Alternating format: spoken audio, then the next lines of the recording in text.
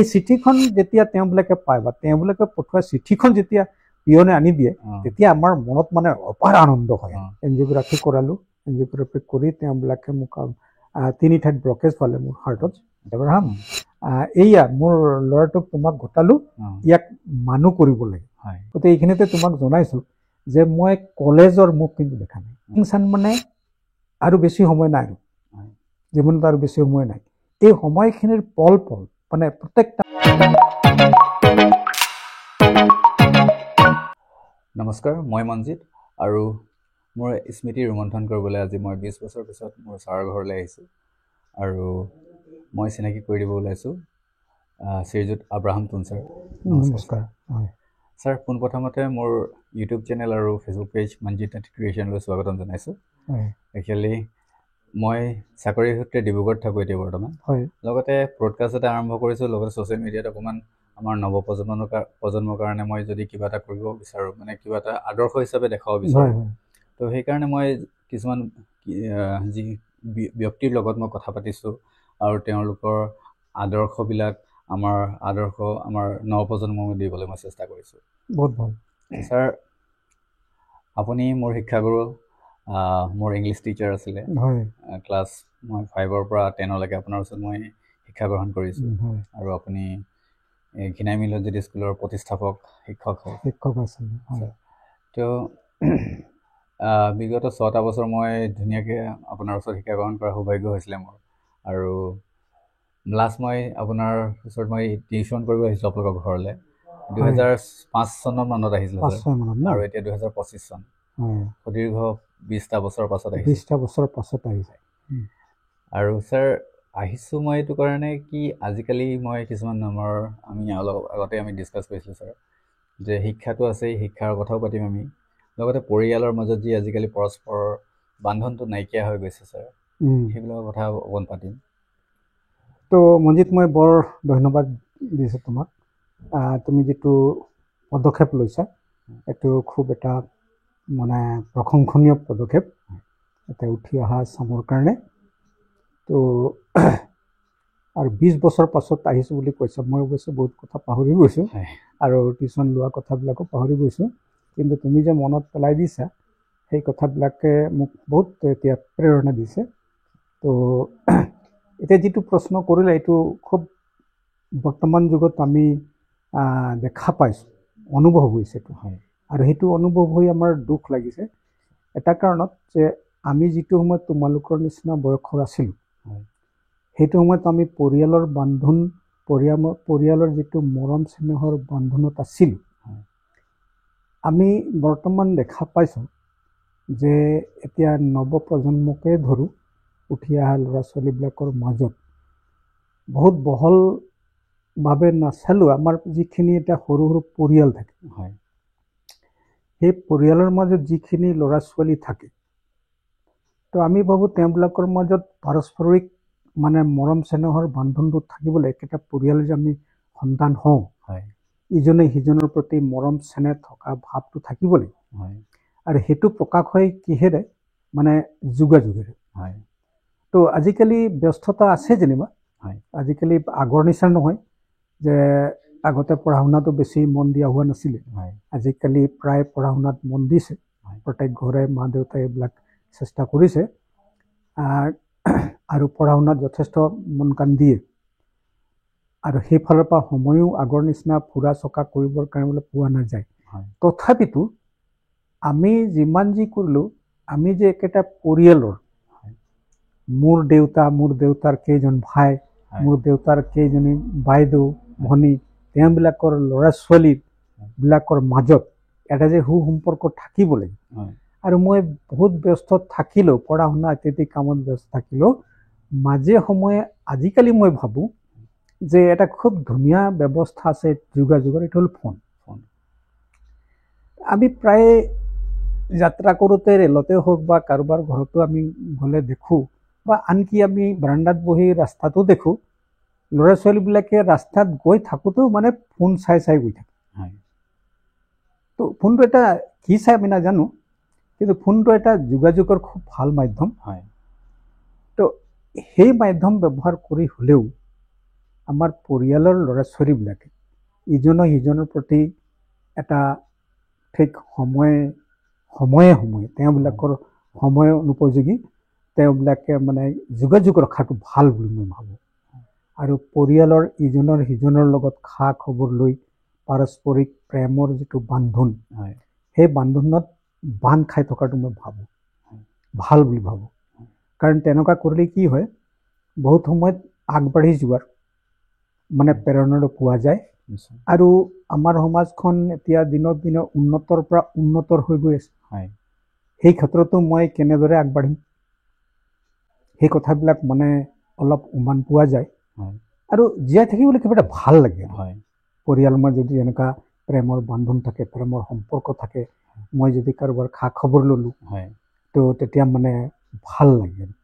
সমাজখনতেই ভাল লগা এটা সম্বন্ধ থাকিব লাগিব আৰু সেইখিনি যদি আমি এৰাই দিওঁ প্ৰত্যেকে পঢ়া শুনা কৰিছে চাকৰি পাইছে আৰু নিজৰ জীৱন কৰে এইটোতো যান্ত্ৰিক হ'ব যন্ত্ৰৰ নিচিনা হ'ব চলি গৈছে কিন্তু কোনেও কাৰো আৱেগ বুজি পোৱা নাই তো আমি এই আৱেগ ভৰা জীৱন এটা কটাব পাৰিলে ভাল বুলি মই ভাবোঁ গতিকে আজিকালিৰ প্ৰজন্মই ল'ৰা ছোৱালীবিলাকে সেইটো অলপ মই এনেও দেখিছোঁ তেওঁবিলাকে এইটো আৱশ্যক বোধ নকৰে বহুতো ঠাইত আমি গৈছোঁ আমাৰ যাক লগ কৰিবলৈ গ'লোঁ তেওঁলোকৰ ঘৰত ল'ৰা ছোৱালী আছে পঢ়া লিখা কৰা ল'ৰা ছোৱালীবিলাক আছে তেওঁবিলাকে ভাবিছে আৰু যে ইয়াততো আমাৰ দেউতাক বা মাক লগ কৰিবলৈ আহিছে আমাৰতো কোনো প্ৰয়োজন নাই তেওঁবিলাকে মাত বোল নকৰাকৈ মানে আঁতৰি যায় তো এনেকুৱা অৱস্থাবিলাক আমাৰ মনত অলপ দুখ লাগে আৰু এনেকুৱা অৱস্থাবিলাক দেখিলে তো পৰিয়ালৰ মাজত এই যে সুসম্পৰ্ক মাত কথাৰ মাজেদি এইটো বজাই তুলিলে মানে সমাজখন মানে বহুত ভাল হয় জীয়াই থাকিবৰ কাৰণে বহুত প্ৰেৰণা পোৱা যায় এনেকৈ মই ভাবোঁ তো বিশেষকৈ আজিকালি আমি মোবাইলটো আমি এটা মাধ্যম যিটো আমি মাধ্যম ভাল আৰু বেয়া দুয়োটা দিশ আছে আৰু আজি ছাৰৰ লগত মই কথা পাতিছোঁ ভাল দিশটোৰ বিষয়ে কথা পাতিছোঁ আমি বেয়া দিশটোৰ বিষয়ে আমি আলোচনাও কৰিম সেইটো বিষয়েও কৰিম যে বেয়া দিশটো কেইদৰে প্ৰভাৱ পৰিছে কিন্তু ছাৰৰ লগত মই স্কুলৰ বিষয়েও অলপ কথা পাতিম কিন্তু আমি প্ৰথমতে আমাৰ আজিৰ টপিকটোৰ বিষয়ে হ'ল যে আমাৰ মোবাইল মাধ্যম বা আমাৰ পৰিয়ালৰ মাজত যি সুসম্পৰ্ক সেইটো নাইকিয়া হৈছে একচুৱেলি ময়ো অনুভৱ কৰোঁ ময়ো এগৰাকী এতিয়া জব কৰি আছোঁ মোৰ পৰিয়ালৰ বিভিন্ন স্থানত মোৰ পৰিয়াল আছে আৰু মই কিমান মোৰ পৰিয়ালৰ লগত কথা পাতিছোঁ কিদৰে সময় উলিয়াইছোঁ আৰু হয় আমি সকলোৱে ব্যস্ত হৈ পৰিছোঁ নিজৰ চাকৰি সূত্ৰে নহয় জানো চাকৰি সূত্ৰে ব্যৱসায়ী সূত্ৰে আমাৰ বিভিন্ন স্থানত আমি প্ৰতিষ্ঠা হ'বলৈ গৈছোঁ আৰু সেইবুলি আমি আগৰ যুগত যেতিয়া চিঠি ব্যৱস্থা আছিলে বা বেছি নহয় আপুনি আৰু 30 বছৰ আগলৈ গুচি যাওক 20-25 বছৰ আগলৈ গুচি যাওক তেতিয়া যিটো আমাৰ পৰিয়ালৰ লগত একত্ৰিত হ'লে যিটো মৰম চেনেহ ভাৱ হেৰি আছিলে সেইটো আজিকালি অকণমান কমি গৈছে কাৰণ চাবলৈ গ'লে আমাৰ মোবাইলটো হাতত আছে আমি সকলোকে মিনিটৰ ভিতৰত আমি কানেক্ট কৰিব পাৰোঁ একদম ফেচ টু ফেচ আমি চাব পাৰোঁ কথা পাতিব পাৰোঁ কিন্তু আমি সেইটো সঠিক ব্যৱহাৰ কৰাই নাই আমি দিনটো 24 ঘণ্টাৰ ভিতৰত আমি 5 মিনিট এটা সময় উলিয়াব পৰা নাই পৰিয়ালৰ কাৰণে আৰু সেইটো ময়ো অনুভৱ কৰোঁ আৰু ময়ো হয়তো চাগে ব্যস্ততাৰ মাজত ময়ো পৰিয়ালৰ লগত কথা পতাটো বহুত গেপ পৰি যায় বহুত আজিয়ে মই আপোনাৰ ওচৰত আহিছোঁ আপোনাৰ লগত এনে কথা পাতিছোঁ মই কিন্তু ঘৰলৈ বুলিবলৈ মই তেনেকৈ অহা নাই 20 বছৰ পিছত আহিছোঁ আপোনাৰ ঘৰত আৰু ছাৰ যিহেতু অসুস্থ শৰীৰৰ আছিলে আৰু ছাৰ এতিয়াও সম্পূৰ্ণৰূপে আৰোগ্য হোৱা নাই আৰু ছাৰক মই বহুত প্ৰথমতে ধন্যবাদ দিছোঁ যে আজি মোৰ ভিডিঅ'টোত আপুনি যি অতিথি হিচাপে মোক মই আপোনাক ইনভাইট কৰিছোঁ আৰু কথা পাতিবলৈ আপুনি যি সুযোগ দিছে তাৰ কাৰণে ধন্যবাদ ময়ো সুখী হৈছোঁ ছাৰ আপোনাৰ চাগে আপুনিতো বহুত আপোনাৰ শিক্ষকতাৰ লাইফত বহুত ষ্টুডেণ্ট আপুনি পঢ়াইছে তাৰ ভিতৰত ময়ো এজন আৰু আমি আপোনাৰ পৰা শিক্ষা গ্ৰহণ কৰিছিলোঁ মই 2001 পৰা 2006 ভিতৰত আপোনাৰ পৰা শিক্ষা গ্ৰহণ কৰিছিলোঁ আৰু ইংলিছ বিষয়ত পঢ়িছিলোঁ আপুনি শিক্ষাদান কৰিছিলে আৰু ইংলিছটো আমি সকলোৱে অকণমান টাফ বুলি ভাবোঁ ছাবজেক্ট তো এতিয়া ছাৰ মই অকণমান টপিকটো অকণমান চেঞ্জেই হৈ গৈছে প্ৰথমতে আমি ইংলিছৰ বিষয়ে কথা পাতিম বাৰু ছাৰ আমি পৰম্পৰা সম্পৰ্কৰ বিষয়ে আমি কথা পাতিছিলোঁ পাৰস্পৰিক সম্পৰ্কৰ বিষয়ে ছাৰ এই সম্পৰ্ক আপোনাৰ মতে আৰু কেনেকুৱা ধৰণৰ আমি নৱপ্ৰজন্মৰ কাৰণে আপুনি কি আদেশ দিব বিচাৰে কি বিচাৰে এই যে আমি বিষয়টোত কথা পাতি আছোঁ মই বিশেষকৈ পৰামৰ্শ এনেকুৱা দিব বিচাৰোঁ যে মানুহ হ'ল আমি যদি ভালকৈ চাওঁ, খুব ভালকৈ যদি চাওঁ, তেনেহ'লে মানুহ হ'ল সমাজপ্ৰিয় জীৱ। সমাজ নোহোৱাকৈ মানুহ জীয়াই থাকিবই নোৱাৰে। আৰু সমাজৰ আৰম্ভণি পৰিয়ালেই হয়। প্ৰথমতে নিজৰ মা দেউতা সৰু পৰিয়াল, তাৰপিছত যিটো বংশ পৰিয়াল, মা দেউতাৰ ককাইদেউ, এতিয়া কোৱাৰ দৰে পেহী হওক বা এইদৰে যিমান পৰিয়াল হয় তেওঁবিলাকৰ, তো তেওঁবিলাকৰ ল'ৰা ছোৱালী, হয়তো আমাৰ ককা দেউতা থাকিব পাৰে। তো এই গোটেইখিনিতো এটা বহল পৰিয়াল হয়। তো এই পৰিয়াল মানুহবিলাকৰ লগত আমি মানে সম্বন্ধটো বজাই ৰাখিব লাগে। এতিয়া মই অলপতে যে কৈ গ'লোঁ যে এইদৰে সম্বন্ধ বজাই ৰাখিলে কি হয়, আমাৰ মনত এটা সুভাৱ গঠন হয়, মানৱীয় গুণবিলাক বাঢ়ি যায়, ইজনে সিজনৰ আদান প্ৰদান হয়, মাত কথাৰ যোগেদি আমি বহুত কথা শিকোঁ। আৰু পৰিয়ালৰ যিখিনি পৰম্পৰা, সেই পৰম্পৰাবিলাকো আমাৰ বহুত ক্ষেত্ৰত কিছুমান পৰম্পৰাই আমাক আগবাঢ়ি যোৱাত সহায় কৰে, আৰু কিছুমান পৰম্পৰা কিন্তু আমাৰ মূল্যবোধটো কমায়। এনেকুৱা আছে আৰু আগৰ পৰা চলি অহা। গতিকে যেতিয়া আমি আলাপ আলোচনা কৰোঁ ইজনে সিজনক, এতিয়া নতুন প্ৰজন্মৰ কথা কৈছোঁ, আমি পঢ়িছোঁ লিখিছোঁ, ল'ৰাবিলাকে পঢ়িছে লিখিছে, তেওঁবিলাকৰ এটা বৈজ্ঞানিক দৃষ্টিভংগীৰে যেতিয়া কথাবিলাক ইজনে সিজনৰ লগত কথা পাতে, তেতিয়া পৰিয়ালটোকে আগবঢ়াই নিবৰ কাৰণে তেওঁবিলাকে এটা মানে উপায় পায়। সেইটো এটা ভাল দিশ। এই ভাল দিশবিলাক আমাৰ ল'ৰা ছোৱালীবিলাকে চিন্তা কৰা উচিত। আৰু সম্পৰ্কটো বজাই ৰাখিবৰ কাৰণে এতিয়া তুমি ইতিমধ্যে উল্লেখ কৰিলে যে আমি কিছু বছৰ আগত আমাৰ যোগাযোগৰ ব্যৱস্থা আছিলে সহজ মাধ্যম চিঠি। আমি আগতে চিঠি লিখিছিলোঁ। তো চিঠি লিখিবলৈ আমাৰ কাগজে টুকুৰা দৰকাৰ হয়, লিখিবলৈ সময় লাগে, আৰু তাক পোষ্ট অফিচত গৈ এনভেলপ কিনিব লাগে, আৰু পঠিয়াব লাগে, টিকেট লগাব লাগে, সেইখিনি আছিল। কিন্তু আমি সেইখিনি কৰি ভাল পাইছিলোঁ, এটা আৱেগ আছিলে। চিঠিখন লিখিবলৈ যাওঁতে আমি মানে শ্ৰদ্ধেয় দেউতা বা মৰমৰ ককাইদেউ প্ৰথমতে নমস্কাৰ গ্ৰহণ কৰিব, এই যে লিখি যাওঁ, তেতিয়া কি হয়, আমাৰ একদম এনেকুৱা লাগে যে আমি তেওঁবিলাকৰ ওচৰত আছোঁ, কথা পাতিছোঁ, এনেকুৱা লাগে। শব্দটোতো নুশুনো, কিন্তু মানুহজনক দেখি থকা নিচিনা লাগে। এই যে আৱেগ, আৰু আমি মানসিক দৃষ্টিকোণেৰে তেওঁক দেখি পোৱা যেন লাগে, কি আমাক একদম মানে আনন্দত মানে বিভোৰ কৰি দিয়ে। তাৰপিছত আমি সময় খৰচ কৰি চিঠিখন ডাকঘৰত দিওঁ, কিমান আথে বাথেকে টিকেট লগাওঁ, এঠা লগাওঁ পিছফালে, ওপৰত এড্ৰেছ কৰোঁ, পিছফালে ফ্ৰম বুলি আমি নিজৰ এড্ৰেছ দিওঁ আৰু পঠিয়াই দিওঁ। আৰু সেই চিঠিখন যেতিয়া তেওঁবিলাকে পায় বা তেওঁবিলাকে পঠোৱা চিঠিখন যেতিয়া পিয়নে আনি দিয়ে, তেতিয়া আমাৰ মনত মানে অপাৰ আনন্দ হয়।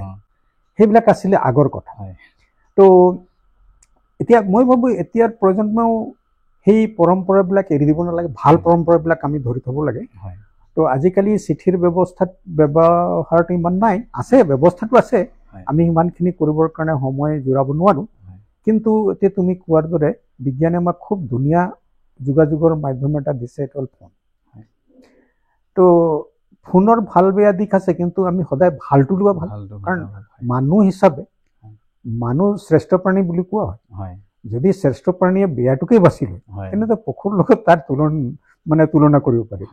মানুহ হোৱা হিচাপে যিকোনো বস্তুৰ ভাল দিশটো আমি ল'ব লাগিব, বেয়া দিশটো আমি মানে আঁতৰাব লাগিব। তো ফোনৰ এটা ভাল দিশ হ'ল যোগাযোগ, আৰু যোগাযোগ নকৰাকৈ আমি কোনো ক্ষেত্ৰত আগবাঢ়িবই নোৱাৰোঁ। তো পৰিয়ালৰ মাজত কেনেকুৱা আছা তুমি, তোমাৰ ঘৰৰ মা দেউতা কেনেকুৱা আছে, আমাৰ বৰদেউতা কেনেকুৱা আছে, আমাৰ খুৰা কেনেকুৱা আছে, বা ককা দেউতাক কেনেকুৱা আছে, এই কথাবিলাক খা খবৰ ল'লোঁ। তোমাৰ পৰীক্ষা কেতিয়া আছে, এই যে আমি খা খবৰ লৈছোঁ, তেতিয়া তেওঁবিলাকে জানিছোঁ মোৰ খা খবৰ ৰাখিছে দেই, তেওঁ মোক ভাল পায়। এই ভাল পোৱা ভাৱটো আমি মাত্ৰ কথা বতৰাৰ মাজেদি গঢ়ি তুলিব পাৰোঁ। কাৰণ আজি ব্যস্ততাতো আমি আলহী যাবও নোৱাৰোঁ, দেখা কৰিবলৈ বহুত সময়ত যাবলৈ আমাৰ সময় নিদিয়ে। গতিকে ফোনেৰে আমি চিঠি লিখাৰ সময়তকৈ বহুত কম সময়ত হেল্ল' হাই কৰি আমি এইবিলাক খা খবৰ ল'লে চাগে আমাৰ বেছি সময় খৰচ নহ'ব, আৰু সম্পৰ্কবিলাক আমি ধৰি ৰাখিব পাৰিম। তেতিয়া আমি সমাজত মানে পৰিয়ালটোতো আগবাঢ়ি যাম, আৰু আমি পৰিয়ালত ইমানখিনি মানুহ আছোঁ, আমি একে ফৈদৰ, আমাৰ মাজত মিলা প্ৰীতি আছে। তো এনেকুৱা ভাৱবিলাকে আমাক আগবাঢ়ি যোৱাৰ প্ৰেৰণাবিলাক যোৱায়। আৰু ধৰি লওঁ যদি কোনোবাই পঢ়া শুনাই কৰিছে, তেওঁ পঢ়া শুনাত প্ৰেৰণা পাব, কোনোবাই আজিকালি চাকৰিৰ ক্ষেত্ৰত মই দেখিছোঁ কোম্পানীয়ে হওক বা টিচাৰে হওক যিকোনো খুব কামত প্ৰেছাৰাইজ হয় প্ৰেছাৰত কেতিয়াবা এনেকুৱা হয় যে মোৰ জীৱনটোৰ অৰ্থ কি অকল কামেই নেকি এনেকুৱা লাগে হয় এই তেতিয়া পৰিয়ালৰ কোনোবাই যদি কথা বতৰা পাতে তেতিয়া মনটো অলপ শ্বেয়াৰ কৰিব পাতল পাৰে মনৰ কথাবিলাক হয় তেতিয়া মানে তেওঁ মানে বহুত মনটো পাতল বহুত পাতল লাগে হয়। এইবিলাক এটা বেনিফিট আছে তাত হয়। মানে তাৰ ভাল দিশ আছে হয় গতিকে পৰিয়ালৰ মানে এতিয়া উঠি অহা প্ৰজন্মই কমচে কম সেইবিলাক বজাই ৰাখিলে নিজৰ জীৱনটোৰ কাৰণে ভাল বুলি ভাবোঁ নিশ্চয় ছাৰ নিশ্চয় ছাৰ বহুত মানে ভাল কথা কৈছে আপুনি হয়। যিহেতু মোবাইল ফোন আমি সদায় এতিয়া উঠি অহা নৱপ্ৰজন্মই আপুনি যিটো ক'লে যে কোনোবাই গৈ আছে চাইকেলত গৈ আছে কিবা আছে ইমানেই ব্যস্ত তেওঁ মানে সেই চাইকেলত গৈ থকা সময়কণো তেওঁ মানে চাইহে যাব লাগিব বা কিবা কৰিব আৰু এই প্ৰভাৱ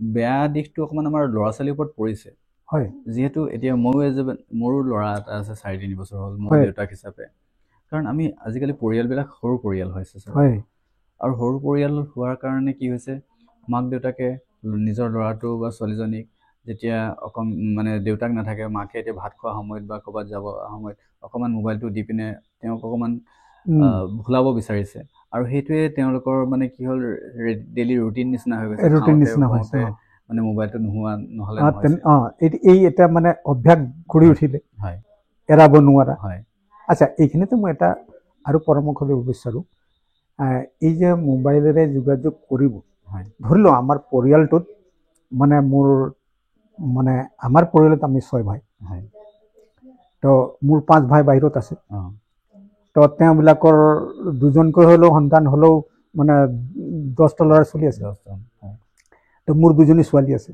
তো মই এনেকুৱা তেওঁবিলাকক মানে এডভাইচ কৰোঁ যে তেওঁবিলাকো পঢ়ি আছে বাহিৰত আৰু আমাৰ ককাইদেউৰ ল'ৰা ছোৱালীবিলাকো তেওঁবিলাকে বাহিৰত পঢ়ি আছে কোনোবা হয়তো ক'ৰবাত চাকৰি কৰিছে তো মই এনেকুৱা এডভাইচ কৰোঁ তেওঁবিলাকক যে তুমি নিজৰ পৰিয়ালৰ কেইজন আছে ব্যক্তি কিন্তু আমাৰ পৰিয়ালটোত সৰু ডাঙৰ ককা দেউতাই হওক বা খুৰা হওক বা বৰদেউতা হওক খুৰী হওক তেওঁবিলাকক লগাই আমাৰ মানে আমি 20জন মানুহ আছোঁ তো তোমালোক একটা কাম কৰিবা লিষ্ট এটা বনাই লোৱা 20জনৰ তাৰপিছত সপ্তাহত তুমি যেতিয়া সময় পাবা তোমাৰ সময়মতে অলপ উলিয়াবা আৰু সময় আৰু এদিনত এটা পৰিয়ালক কাৰোবাক তুমি ফোন কৰিলা আৰু ব্যস্ততাৰ মাজতে তুমি আৰু এক সপ্তাহত আৰু এটা পৰিয়ালক তুমি সম্বোধন কৰিবা এই যে ফোন কৰিলা তেতিয়া সেইটো পৰিয়ালত মানে খুৰা কেনেকুৱা আছে নাই অলপ দিয়কচোন 2-1 মানে মাতটোকে শুনো হয়তো খুৰী আছে নাই তাৰ লগত অলপ 2-1 পাতো এনেকুৱা কৰি এদিন ঘৰৰ প্ৰত্যেকৰ লগত যদি টাচ কৰে তেওঁবিলাকো ভাল পাব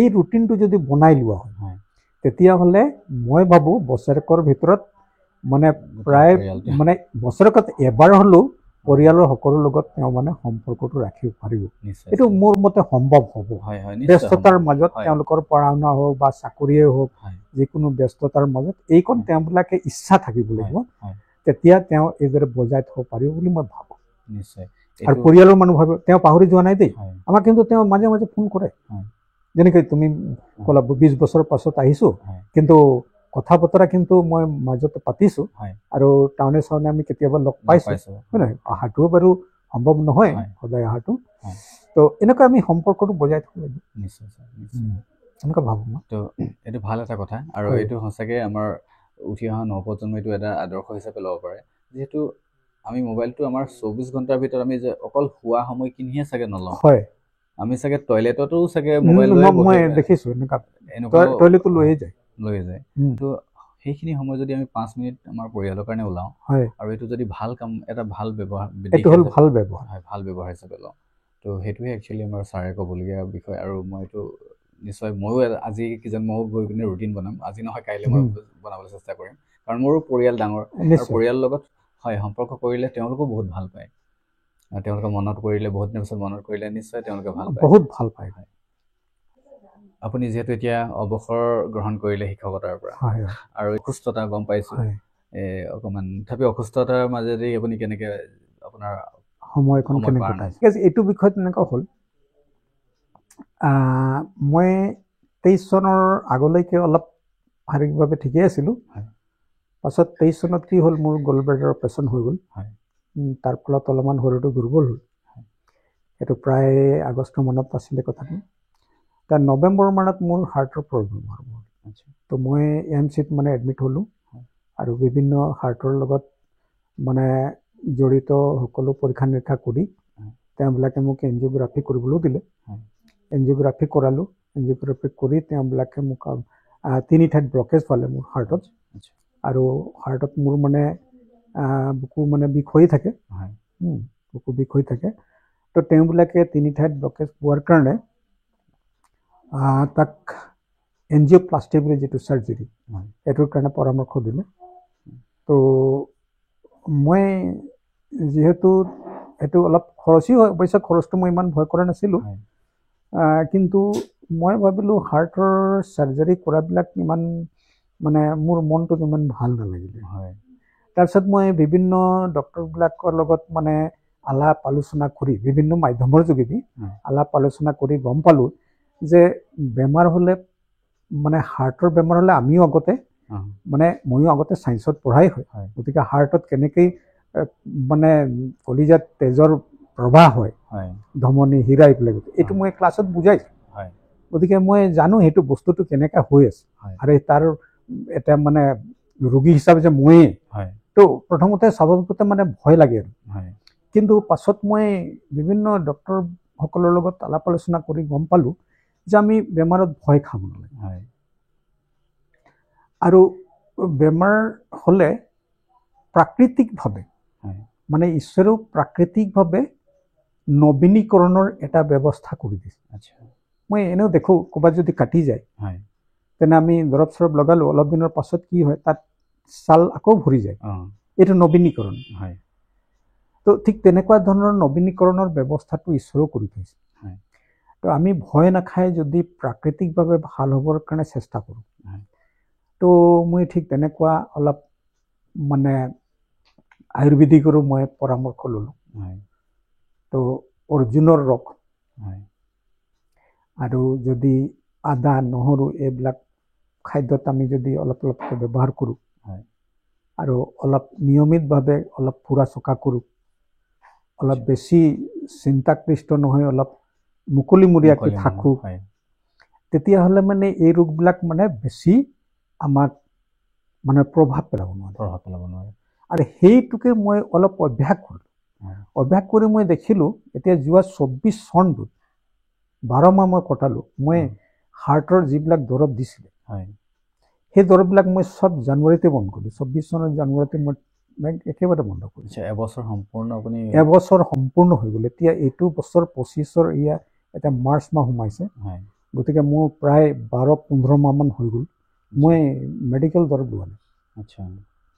অলপ বেছি এতিয়াও মই একেবাৰে পূৰা ভাল হৈছে বুলি কোৱা নাই।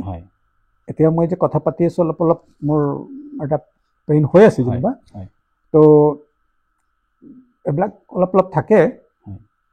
তো বেছি যেতিয়া হয় তেতিয়া মই মানে মিছেছক কওঁ আৰু অলপমান এফালে হাত দি পিছফালে অলপ হেঁচি দিলে অলপ দেৰি পাছত ৰিলেক্স হয়, তো অলপ মানে যেতিয়া আৰাম পাওঁ তাৰপিছতে বেছি দিগদাৰ নিদিয়ে আৰু। তো মই খুব সাৱধানেৰে থাকোঁ, বেছি মানে মই খৰ ধৰ কৰিলে বিষ হয়। আৰু খোৱা বোৱাত খুব মই সংযমী হ'লোঁ। মই এতিয়া মাছ মাংসটো প্ৰায় মই এৰিয়ে দিলোঁ, নাখাওঁ। বিয়া সভাত যাওঁ কিন্তু মাছ মাংস এইবিলাক নাখাওঁ মই। তাৰপিছত এই ৰিফাইন প্ৰডাক্ট, ৰিফাইনেৰে বনোৱা যিকোনো বস্তু মই একেবাৰেই নাখাওঁ। সেইটো ডক্টৰৰ পৰামৰ্শ মতে এইটো মানে কি হয় আমাৰ কলেষ্ট্ৰলবিলাক বঢ়াই দিয়ে আৰু ব্লকেজটো বেছি হ'ব পাৰে। তো তেনেকুৱাবিলাক মই এৰিলোঁ। মানে খাদ্য ক্ষেত্ৰত মই ভালকৈ বাছি আৰু সংযমী হ'লোঁ। আৰু তাৰ ফলত মই এলোপেথিক দৰৱ, ডক্টৰৰ দৰৱ মই আজি 15 মাহমান হৈ গ'ল নোখোৱাকৈ মানে মোটামুটি ঠিকেই আছে। নহ'লে হাৰ্টৰ পেচেণ্ট ইমান দিন দৰৱ নোখোৱাকৈ থকাটো মানে প্ৰায়ে মই বহুতৰ লগত আলোচনা কৰিছোঁ, তেওঁবিলাকে মোক দেখি অলপ ভয় খায় যে ছাৰ আপুনি দৰৱ নোখোৱাকৈ এইদৰে কেনেকৈ আছে, অথচ ডক্টৰে মোক চাৰ্জাৰী কৰিবলৈ কৈছে সোনকালে কৰক বুলি। তো মই এটা মনত সাহস কৰিছোঁ যে মানে ঈশ্বৰ আছে যেতিয়া নিশ্চয় ৰাখিব, সেইবুলি মই বৰ বেছি স্বাস্থ্য বিভাগটো মই উপলুঙা কৰা নাই, কিন্তু মই প্ৰাকৃতিকভাৱে অলপ ঠিক হৈ থাকিবৰ কাৰণে মই বাঞ্ছা কৰোঁ। তাৰপিছত মই কিদৰে সময়টো কটাওঁ, ৰিটায়াৰমেণ্টৰ পাছত অৱসৰ যেতিয়া হ'লোঁ তাৰপাছত মই ভাবিছিলোঁ আৰু মোৰ বাৰীখনত ভালদৰে কাম কৰিম। হয় আগতেও মই কাম কৰিছিলোঁ, শস্যৰে ভৰা আছিল হয় বাৰীত। তো এইদৰে মই কামত লাগি যাম, কিন্তু সেইটো মোৰ হৈ নুঠিল, কাৰণ বেমাৰে এইবিলাক পালে। হয় তো এতিয়া মই শাৰীৰিকভাৱে একোৱেই কাম নকৰোঁ, মানে কৰিব নোৱাৰোঁ, হয় বাৰীখনত একো কৰিব নোৱাৰোঁ। আৰু ঘৰতো মই বিশেষ কাম বনত সহায় কৰি দিব নোৱাৰোঁ। হয় তো মই সময়বিলাক বিশেষকৈ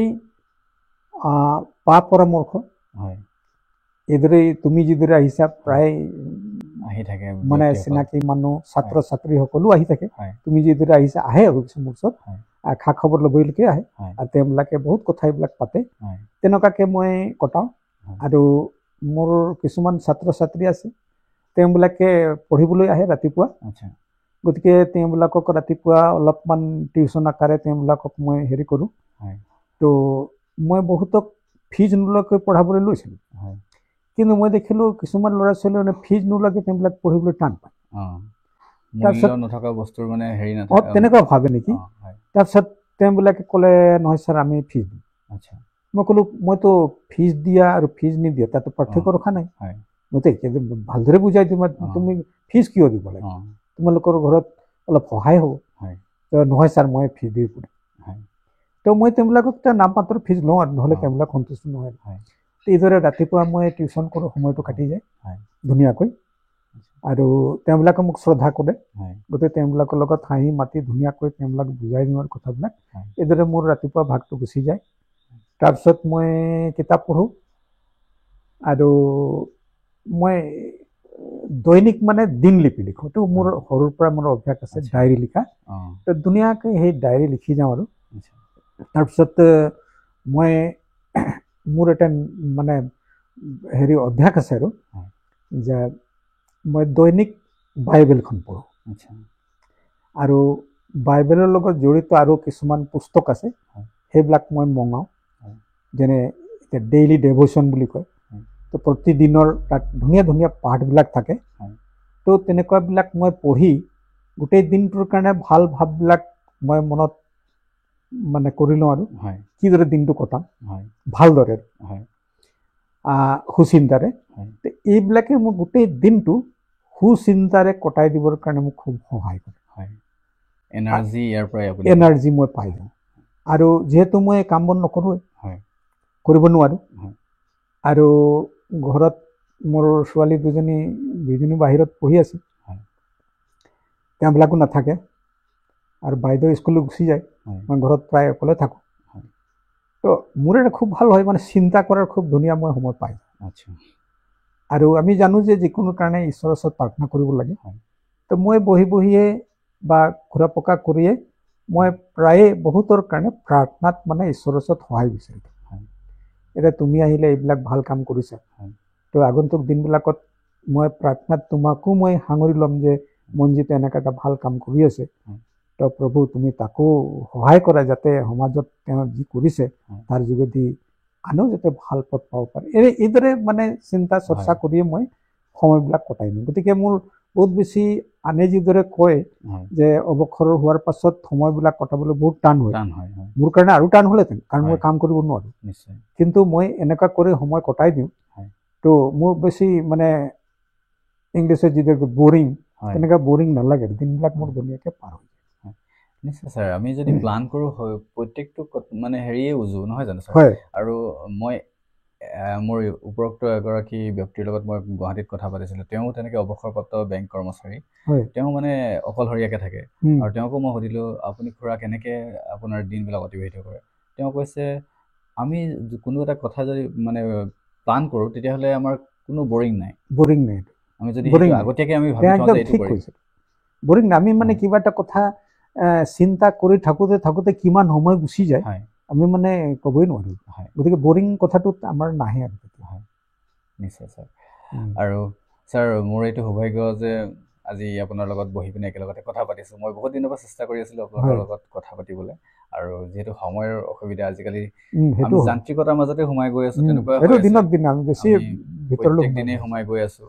আৰু আজিকালি ছ'চাইটিখনেই সম্পূৰ্ণ তেনেকুৱা হৈ গৈছে, যান্ত্ৰিকী হৈছে গোটেইখিনি। আগতে আমি মাত এষাৰ দিবলৈ আমি ৰৈ মেলি কথা পাতিছিলোঁ। আজিকালি হাই হেল্ল' কৰিবলৈ মানুহৰ সময় নোহোৱা হৈছে। ওচৰৰ মানে মানুহ ঘৰত কি হৈছে আমি সেইটোও নাজানো আজিকালি, নহয় জানো ছাৰ? হয়। তো সেইকাৰণে মই একচুৱেলি এই ভিডিঅ' যোগেদি মই বিচাৰিছোঁ কি নৱপ্ৰজন্মই অকণমান কিবা এটা যদি আদৰ্শ হিচাপে লয়, আপোনাৰ লগত কথা পাতিছোঁ, মই উপৰোক্ত আৰু ব্যক্তিসকলৰ লগত কথা পাতিছোঁ, তেওঁলোকে যাতে তেওঁলোকৰ যি কথা সেই কথাবোৰে তেওঁলোকে অকণমান অনুধাৱন কৰে, তাৰ কাৰণে মই আহিলোঁ আপোনাৰ ওচৰত আৰু আপোনাৰ লগত আজি এইখন মঞ্চত আছোঁ। আৰু ছাৰ, আপোনাৰ কেতিয়াবা মনটো ভাগি পৰিছিলেনে যেতিয়া আপোনাৰ বেমাৰ হৈ আছিলে? যেনেকৈ ক'লে এতিয়া আপুনি এনাৰ্জি পাইছে বিভিন্ন কাম কৰি পিনে, কেতিয়াবা মনটো ভাগি পৰিছিলেনে? যেতিয়া প্ৰথমতে মই এই যে আৰ্থ্ৰাইটিছ বা আমাৰ যিটো জইণ্ট পেইন, হয়, এইটোত মই একেবাৰে সহ্যাগত হ'লোঁ। হয়, উঠা বহা কৰিব নোৱাৰোঁ। তাৰপিছত মই একদম পূৰা নিৰ্ভৰশীল হৈ গ'লোঁ মোৰ পৰিবাৰৰ ওপৰত। তেতিয়া মোৰ বহুত বেয়া লাগিছিলে, কাৰণ মই যেতিয়া ভাল আছিলোঁ বহুত কাম কৰিছিলোঁ।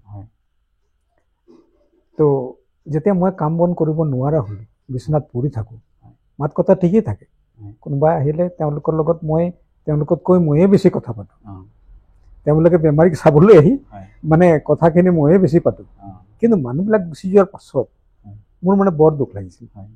মই যে আজি এনেকুৱা পৰি আছোঁ, পুতৌ লগা অৱস্থাত মানুহে মোক চাবলৈ আহিছে, এনেকুৱা বহুত দুখ লাগিছিলে। কিন্তু পাছত মই মানে এনেকুৱা এটা দেখিলোঁ যে সেই অৱস্থাত থকাৰ পাছতো নিজৰ জীৱনটো দুখ লগাই থাকিলেতো নহ'ব। তো কিছুমান দিন দুখ কৰাৰ পাছত আপুনি সেই দুখ ভাগ বুলি আঁতৰি গ'ল। মোৰ মনত মানে নিগেটিভিটিৰ পৰা পজিটিভিটিলৈ মনটো মানে পৰিৱৰ্তন হৈ গ'ল। মই এনেকুৱা চিন্তা কৰি থকা ভুল হয়তো। তো মই যে এনেকুৱা বেমাৰী অৱস্থাত মানুহবিলাক যে মোক চাবলৈ আহিছে, ছাত্ৰ ছাত্ৰীসকল যে মোক চাবলৈ আহিছে, গতিকে সেই কথাটোকে মানে মোৰ প্ৰেৰণা হিচাপে লৈ পাছত মই যদিও কিবা কৰিব পৰা নাই, কিন্তু কাৰোবাৰ লগত মই কথা পাতি মোৰ কথাৰে যেতিয়া মোৰ ছাত্ৰ ছাত্ৰীসকলে ঘূৰি যায়, ছাৰ আমি বহুত কথা শিকিলোঁ আপোনাৰ পৰা, বৰ ভাল লাগিলে ছাৰ, এই কথাখিনি জানি মোৰ পাছত ভাল লাগিলে যে মোৰ লগত কোনোবাই কথা পাতি কিবা এটা প্ৰেৰণা পালে। যে হওক মই শাৰীৰিকভাৱে কাম কৰিব পৰা নাই, কিন্তু মই মোৰ মাত কথাৰে কাৰোবাকতো প্ৰেৰণা দিব পাৰিছোঁ।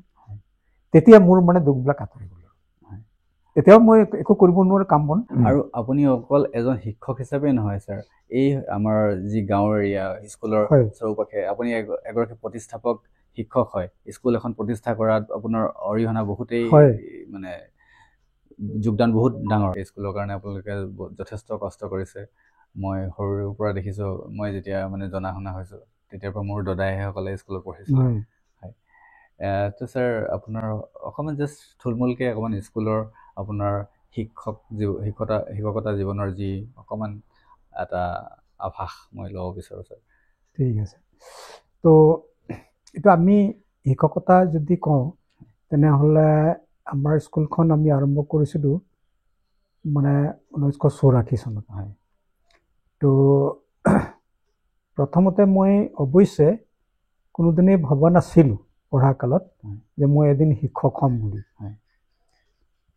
আৰু সেই সময়ত গাঁৱৰ আমাৰ ৰাইজে স্কুলখন কৰিবলৈ ল'লে, আৰু তেওঁবিলাকে মোক মানে স্কুলখনৰ শিক্ষকতাৰ দায়িত্বটো ল'ব লাগে বুলি তেওঁবিলাকে মানে ধৰিলে আৰু ক'লে। আৰু ময়ো তেওঁবিলাকৰ গাঁৱৰ ৰাইজৰ কথাটো মই নুই কৰিব নোৱাৰিলোঁ, আৰু মই তেওঁবিলাকৰ কথাৰ মতেই আৰু স্কুলখনত মই অৱতীৰ্ণ হ'লোঁ। আৰু মোৰ দ্বাৰাই স্কুলখন আৰম্ভ হ'ল। প্ৰথমতে 2জন ছাত্ৰ ছাত্ৰীৰে আমি আৰম্ভ কৰিছিলোঁ, আৰু তাৰ পাছত লাহেকৈ মোৰ লগৰ নৱকুমাৰ গগৈ, তেওঁ গুৱাহাটীত পঢ়িছিল, তেওঁকো সাঙুৰি লোৱা হ'ল। তাৰপিছত তুলাৰাম গগৈ, তাৰপিছত আমাৰ লগত আছিলে প্ৰভাত চৌধুৰী, তেওঁ নাইকিয়া হৈ গ'ল। আৰু লুৰিছ খালক বুলি এজন আছিল আমাৰ পূব ঘিনাৰ, তেওঁ ইংৰাজী শিক্ষক হিচাপে আছিল, তেওঁ অৱশ্যে ঢুকালে, নাই। আৰু প্ৰথম অৱস্থাত আমাৰ বিজয় ভূঞা, তেওঁবিলাক স্কুলত মানে আছিল, তেওঁলোকে পাঠদান দিছিল। পাছলৈ বিজয় ভূঞা অন্য চাকৰিত সোমাল, প্ৰভাতেও কিবা এটা আমাৰ সামাজিক অনুষ্ঠান এটাত সোমালে। তো নৱ গগৈ, মই আৰু তুলাৰাম গগৈ তেওঁবিলাক থাকিলোঁ পিছে পিছে আৰু বহুত শিক্ষক আহি যোগদান কৰিলে আৰু আমি 7 বছৰ কাল এইদৰে বেচৰকাৰী হিচাপে কৰিলোঁ সেই সময়ত কোনো দৰমহা পাতি নাছিলেই গাঁৱৰ ৰাইজে বহুত মানে আমাক এইখিনিতে ক'ব বিচাৰোঁ যে আমি স্কুলখনত কৰি থাকোঁতে মই বেলেগ অনুষ্ঠানত মানে চাকৰিও পাইছিলোঁ কিন্তু স্কুলখনত আমি প্ৰথমতে বেছি দিন হোৱা নাই 1 বছৰমান হৈছে আৰু সেইটো সময়ত আমাৰ মানে আৰ্থিক অৱস্থাও বহুত বেয়া আছিল একেবাৰে দুৰৱস্থা ক'ব লাগিব তেনেকুৱা মাজতে স্কুলখন আমি বনাইছিলোঁ মোৰ বিশেষকৈ বাকী কেইজনতো অৱস্থা ঠিকেই আছিল তো তেনেকুৱা অৱস্থাত মই চাকৰি এটা পাইছিলোঁ তো মোৰ খুব খেলিম লাগিল এতিয়া চাকৰি ইফালে যদি ঘৰুৱা অৱস্থা চাওঁ তেনে মই চাকৰি জইন কৰিব লাগিব আৰু স্কুলখন যিকেইদিন মই পঢ়াইছোঁ ল'ৰা ছোৱালীবিলাকৰ চেহেৰাবিলাক চালে তেওঁবিলাকৰ লগত অলপ দিন পঢ়াই মোৰ যিটো মৰম চেনেহ ভাৱ জাগি গ'ল মই তেওঁবিলাকক চাই এতিয়া স্কুলখন এৰি দিব নোৱাৰোঁ এনেকুৱা মোৰ দুমুজত পৰিলোঁ ঘৰত দুভাগ হ'ল মোৰ ককাইদেউসকলে কৈছে যে আজি এনেকুৱা দিগদাৰী অৱস্থাত চাকৰি এটা পাইছোঁ তাত জইন কৰাটো ভাল কিন্তু সেই সময়ত মোৰ দেউতা আছিল এতিয়া নাই অৱশ্যে দেউতাই মোৰ মনত মানে এটা খোৰাক যোগালে তেওঁ ক'লে আব্ৰাহাম তুমি যিটো মানে অনুষ্ঠান আৰম্ভ কৰিছা এতিয়া আমাৰ বহুত দুখ কষ্ট হ'ব পাৰে যিটো আৰম্ভ কৰে মানুহে সেইটো শেষ কৰাটো মানে পৰিপূৰ্ণ কৰাটো তেওঁৰ কৰ্তব্যত পৰে গতিকে মই ভাবোঁ তুমি স্কুলখন এৰি নিদিবা আজি দুখ কষ্ট হৈছে এদিন নিশ্চয় মানে ঈশ্বৰে তোমালোকৰ ফালে চাব এই কথাটো দেউতাৰ কথাটো মানে একদম মোৰ মন্ত্ৰ নিচিনা থাকি গ'ল হৃদয় থাকি গ'ল সোমাই গ'ল তাৰপিছতো কি হ'ল কিদৰে মই মানে চাকৰি মানে শিক্ষকতা কৰি আহিলোঁ কি বস্তুৱে মোক প্ৰেৰণা দিলে সেই কথাটো কৈছোঁ যেতিয়া ক্লাছ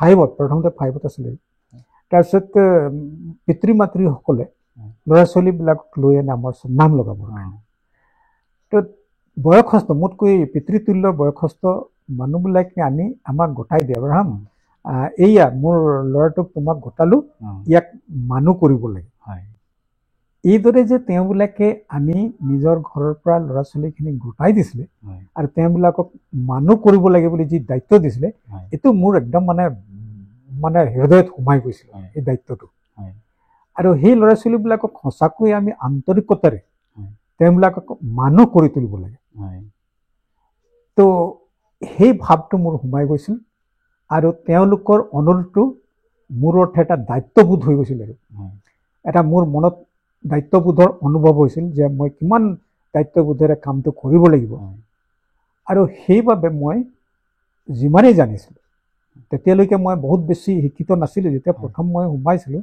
তেতিয়া মই হায়াৰ ছেকেণ্ডেৰী পাছ নাছিলোঁ মই ছায়েন্সত পঢ়িছিলোঁ ছায়েন্সত মানে আমাৰ ঘৰুৱা অৱস্থা বেয়া হোৱাৰ কাৰণে মই ছায়েন্সত মানে সফল হ'ব নোৱাৰিলোঁ হায়াৰ ছেকেণ্ডেৰী কোৰ্চত মেট্ৰিকত খুব ভাল পাছ কৰিছিলোঁ মই তেতিয়াৰ দিনত মই মানে 11টা নম্বৰ মানে কম হোৱাৰ কাৰণে ফাৰ্ষ্ট ডিভিজন পাব নাপালোঁ ছেকেণ্ড ডিভিজনতে গ'ল তো মই ছায়েন্সত লগাইছিলোঁ যদিও হায়াৰ ছেকেণ্ডেৰীত ভাল কৰিব নোৱাৰিলোঁ তেনেকুৱা অৱস্থা থাকি গ'ল তো পাছত কি হ'ল স্কুল যেতিয়া মই আৰম্ভ কৰিলোঁ মোৰ শিক্ষাগত অৰ্হতাটো তেনেই কম যি জানো কিন্তু মই সৰুকালৰ পৰাই মোৰ ইংৰাজীত বহুত ৰাপ আছিল আৰু যিহেতু মই বিজ্ঞান পঢ়িছিলোঁ গতিকে বিজ্ঞানৰ কথাবিলাক কিদৰে মই ফেল হ'লোঁ এতিয়া মই আচৰিত লাগে কিয় ফেল কৰিলোঁ কথাখিনি কিন্তু এতিয়াও মোৰ খুব ধুনীয়াকৈ মনত আছে কিয় ফেল কৰিলোঁ মোৰ মানে অলপ আচৰিত লাগে তো মই যেতিয়া এম ই স্কুলৰ প্ৰথম ক্লাছবিলাকত মই বিজ্ঞানো বুজাওঁ